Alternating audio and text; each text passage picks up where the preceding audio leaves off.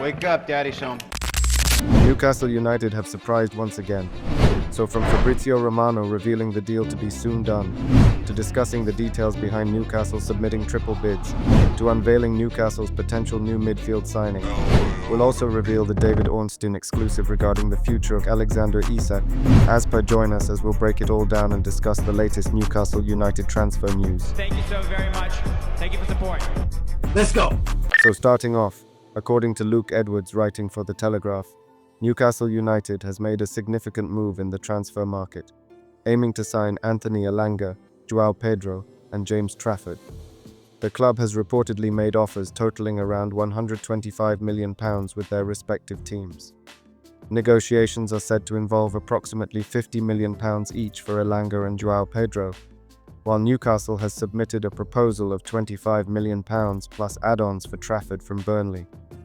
Transfer expert Fabrizio Romano then went on and noted that Newcastle hopes to finalise the Trafford deal soon.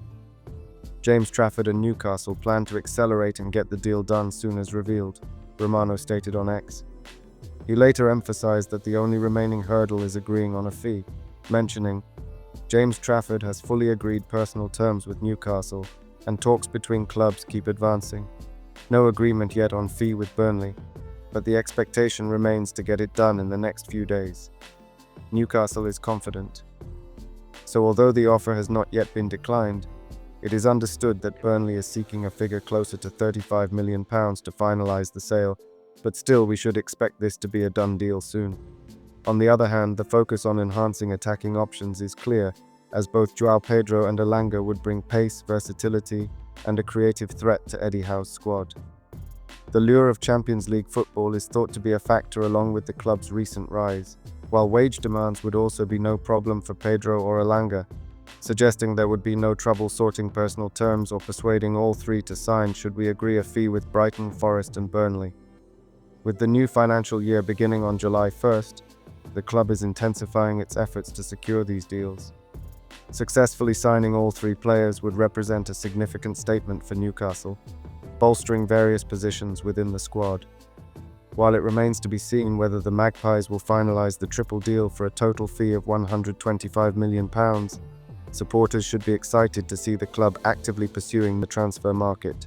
However, I don't like where this is going. in a massive development regarding two of the three bids, according to Martin Hardy of The Times, Newcastle have had a £50 million bid turned down for João Pedro and a £25 million bid turned down for James Trafford. Burnley are awaiting another approach for Trafford, as everyone expected the first bid to be rejected, with Newcastle set to bid again. However, for Pedro, it remains to be seen if Newcastle will return with an improved offer, as more than £50 million would seem to be overpaying. But do you feel Newcastle should bid again for João Pedro? Then also it's important to note that in a recent update, Nick Pope is prepared to stay and compete for his position if James Trafford joins Newcastle United. The 33-year-old has been the club's first-choice goalkeeper since his arrival from Burnley. Leeds United had shown interest in acquiring Pope, and may have felt optimistic about their chances with the news of Trafford's potential arrival.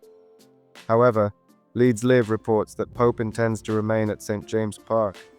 Pope has consistently expressed his desire to stay with Newcastle, and even with Trafford potentially coming in, he seems determined to fight for his place as Eddie Howe's #1 goalkeeper. Reports indicate that Newcastle is keen on keeping Pope, and fortunately for Howe, the England international shares that sentiment. Despite Leeds United's interest, it appears they will need to pursue other options for a goalkeeper, since Pope has no intention of leaving Newcastle, even with the possibility of another keeper joining the squad. Pope's decision to stay makes sense, especially given his excellent performances in 2025. He was arguably one of the club's unsung heroes during the final months of the season, despite calls for Martin Dubravka to take over as the starter. Pope silenced his critics and will likely start the 2025-26 season in Howe's lineup. Even if Trafford is added to the squad, Pope should maintain his spot. Newcastle will have ample opportunities next season to rotate goalkeepers, as they will compete in 4 tournaments: the Premier League, Champions League, Carabao Cup, and FA Cup. This setup could allow both Pope and Trafford to share responsibilities, with Trafford poised to eventually take over as the starting keeper.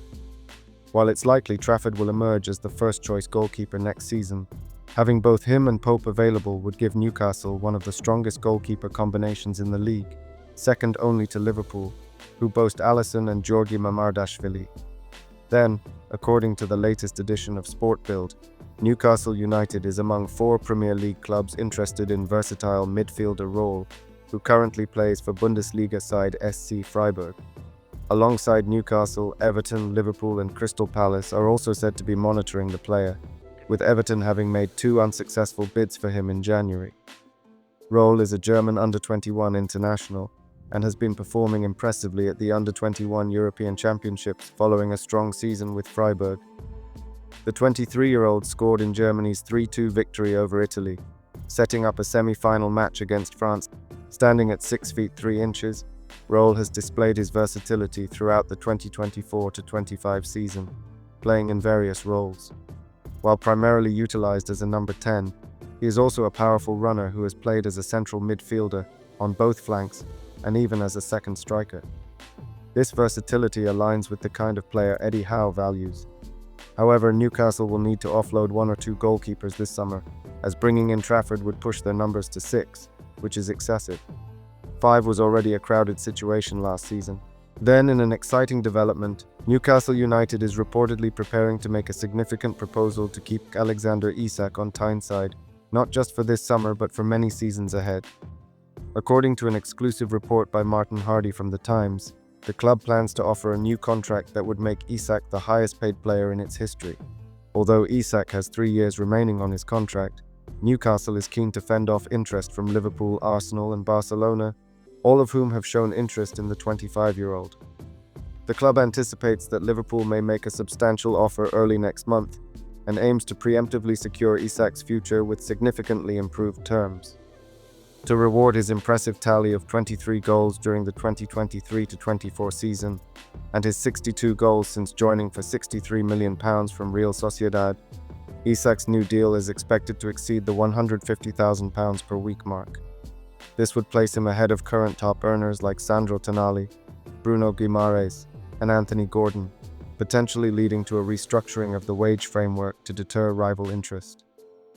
The Public Investment Fund, PIF, has no intention of selling Isak, and manager Eddie Howe is determined to retain a player he has developed into one of the top forwards in world football, especially as the club prepares for a Champions League campaign. In a recent statement, David Ornstein of The Athletic, known for his reliability, further emphasized that Newcastle has no plans to sell Isak and intends to renew his contract. The situation with Isak has been spoken about so much, and we don't want to sort of inflame it at all. Newcastle have no intention of selling him whatsoever. Their plan is to keep him. They would like to renew his contract. He noted that Newcastle is in a strong position with over 3 years left on Isak's current deal, which already pays him well. The club is prepared to offer even more, positioning him at the center of their ambitious project. Ornstein mentioned that it could take around £150 million just to initiate discussions about Isak's transfer. He underscored that while Liverpool might try to pursue him, their chances of success are minimal. Additionally, he pointed out that Liverpool would need to make significant budget adjustments to accommodate Isak's salary, implying they would have to sell players first. Given that a bid of £150 million would only be a starting point, any serious negotiations would likely require an even higher offer, potentially around £200 million. This suggests Isak is likely to remain at Newcastle for the foreseeable future. Contract talks are expected to resume next week, and fans hope they will conclude quickly to put an end to transfer speculation. Meanwhile, Newcastle plans to strengthen its squad with a focus on acquiring a right winger, a versatile forward, a centre-back, and a goalkeeper this summer. And if you want to know about Newcastle's potential new exciting centre-back signing, click the video link on the screen now.